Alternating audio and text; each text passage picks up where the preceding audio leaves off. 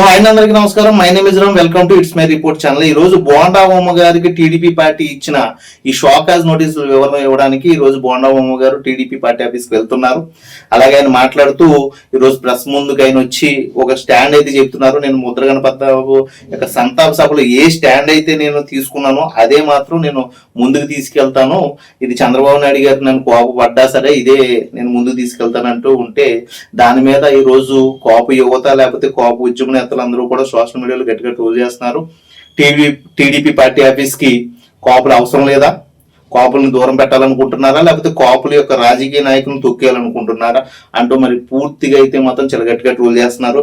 ఎందుకంటే ముద్రగణ పద్మనాభ గారు బతుకున్నప్పుడు టీడీపీకి వ్యతిరేకంగా ఉన్నారు అనే విషయం ఏదైతే ఉందో ఆ తర్వాత ఆయన చనిపోయిన తర్వాత అదంతా కూడా రాజకీయ కోణంలో చూడాలి కానీ మనుషులు చనిపోయిన తర్వాత అలా చూడకూడదు కదా.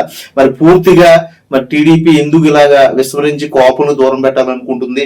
అలాగే బోండా ఓమ గారి విషయంలోకి వచ్చేటప్పటికి బోండా ఓమ గారు చేసిన వ్యాఖ్యలు ఏదైతే ఉన్నాయో అవి సమంజసంగానే ఉన్నాయి కదా అంటూ మరి కోప నాయకులు కోప యువత అయితే గట్టిగా ట్రోల్ చేస్తున్నారు. ఇందులో అసలు బోండా ఓమ గారు ఏం మాట్లాడారని సారా తీస్తే బోండా ఓమ గారు కాకినాడ ముద్రగంట పద్మనాభ యొక్క సంతాప సభలో మాట్లాడుతూ టీడీపీకి ముద్రగంట అవసరం అనేసి 2019లో అతను తీసుకుందామని నేను పార్టీ పెద్దలను అడిగినప్పుడు లేకపోతే చంద్రబాబు నాయుడు గారిని అడిగినప్పుడు చంద్రబాబు నాయుడు గారికి వెనకాల ఉన్న వ్యక్తులు సలహా ఏమి ఇచ్చారంటే ముద్రగంట పద్మనాభం అంత అవసరం లేదు, మనకి అతనికి అంత సీన్ లేదు అంటూ చెప్పడంతో చంద్రబాబు నాయుడు గారు వెనక దగ్గర. సో ఆ విధంగా ముద్రగంట పద్మనాభ గారి యొక్క ఉనికి ఏదైతే ఉందో మా పార్టీకి దూరం అవడం వల్ల ఈ రోజు మా పార్టీ 2019 నుంచి 2024 మధ్యలో ఓడిపోవడానికి కారణమైంది అంటూ ఆయన అయితే మాత్రం ఘాటు వ్యాఖ్యలు చేశారు. దీని మీద మరి చంద్రబాబు నాయుడు గారు సీరియస్ అయ్యి సోకాష్ నోటీసులు పంపించడం అనేది ఎంతవరకు సమంజసం కోప యువతలు అంటున్నారు. ఇది సమంజసం అనేసి టీడీపీ పెద్దలు అంటున్నారు. ఎందుకంటే ఏదైనా ఇంటర్లింక్ విషయం ఏదైతే ఉందో ఆ ఇంటర్లింక్ విషయాన్ని బయట పెట్టడం ఎంతవరకు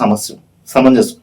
సో దీని మీద అయితే మాత్రం టీడీపీ పార్టీ ఆఫీస్ మాత్రం చాలా సీరియస్ ఉంది. దీని మీద రెండో కోణం చూస్తే బోండా ఓమ గారి విషయంలోకి వచ్చేటప్పటికి బోండా ఓమ గారు దాదాపు 12 ఏళ్ళు 15 ఏళ్ళ నుంచి టీడీపీని అంటిపెట్టుకునే ఉన్నారు.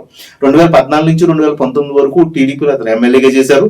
ఆ తర్వాత టీడీపీ చాలా ఘోరంగా ఓడిపోయినప్పుడు అతను కూడా ఓడిపోయారు. 2024లో మళ్ళీ టీడీపీ అధికారంలోకి వచ్చినప్పుడు సిట్టింగ్ ఎమ్మెల్యేగా అతను కూడా అధికారంలోకి వచ్చాడు. కానీ అతన్ని మంత్రి పదవిలోకి ఎందుకు తీసుకోలేదని ఒక మనస్పర్ధ అయితే మాత్రం అతనిలో ఉందంట. ఆ విషయం మీదే అతనైతే మాత్రం తీవ్రంగా అయితే టీడీపీ పెద్దలతో అయితే పోరాడుతున్నాడు.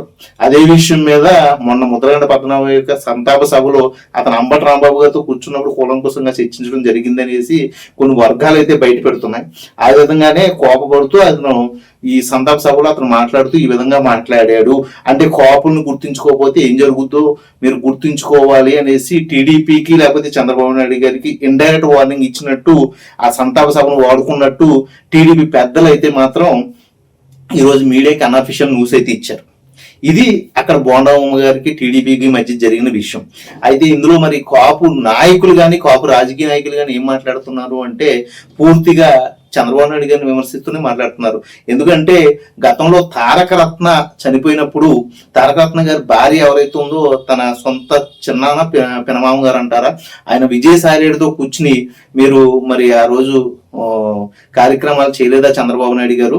మీ వరకు వస్తే ఒక వంతు ఈరోజు కాపులు ఏదైనా ఒక ఉద్యమం గురించి లేకపోతే సంతాప సభ గురించి అందరూ కలిస్తే మీకు నొప్పి వస్తుందా అంటూ చాలా గట్టిగా అయితే మాత్రం సోషల్ మీడియాలో అయితే చాలా కథనాలు అయితే ట్రోల్ చేస్తున్నారు. ఇందులో పాపం చంద్రబాబు నాయుడు గారికి కాదు టీడీపీకి అతిపెద్ద దెబ్బ ఏంటంటే ఈ ఎస్సీ ఎస్టీ వర్గాల నుంచి కూడా చాలా గట్టిగా చీలికలు ఉన్నాయి. అలాగే బీసీ నుంచి కూడా చీలికలు అవుతున్నాయి. ఇప్పుడు కాపు నుంచి కూడా ఈ చీలిక వస్తుందేమో, ఇవి వస్తే టీడీపీకి చాలా పెద్ద దెబ్బ అవుతుందనేసి మరి చాలా మంది టీడీపీ పెద్దలు కానీ టీడీపీలో ఉన్న ఈ కోప నాయకులు కానీ అనుకుంటున్నారు. ఇందులో ముఖ్యంగా చంద్రబాబు నాయుడు గారే కాదు పవన్ కళ్యాణ్ గారు కూడా గుర్తుంచుకోవాల్సిన విషయం ఏంటి అంటే ఈ కోప ఉద్యోగ నేతలను లేకపోతే ఇటువంటి విషయాలు మర్చిపోయినా కానీ కోప నాయకులను మాత్రం దూరం పెట్టుకుంటే రేపు పొద్దున్న కోనసీమ 2 జిల్లాల్లోనూ అంటే ఈస్ట్ గోదావరి వెస్ట్ గోదావరి ఇంకా 4 జిల్లాలు అయినవి.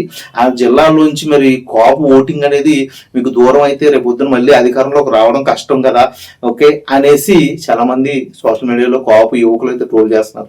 ఇది టీడీపీ పార్టీ ఆఫీస్ దాకా వెళ్ళిందా లేకపోతే చంద్రబాబు నాయుడు గారికి ఈ విషయం దృష్టిలోకి వచ్చిందా మరి చూసుకుని ముందు అడిగేస్తే మంచిదనేసి చాలా మంది అంటారు. మరి దీని మీద మీరేమనుకుంటున్నారు మీ కామెంట్ రూపంలో. మరో మంచి కంటెంట్ తో మీ ముందుంటాను. అప్పటి వరకు సైన్ అవుట్ మీరు రామ్.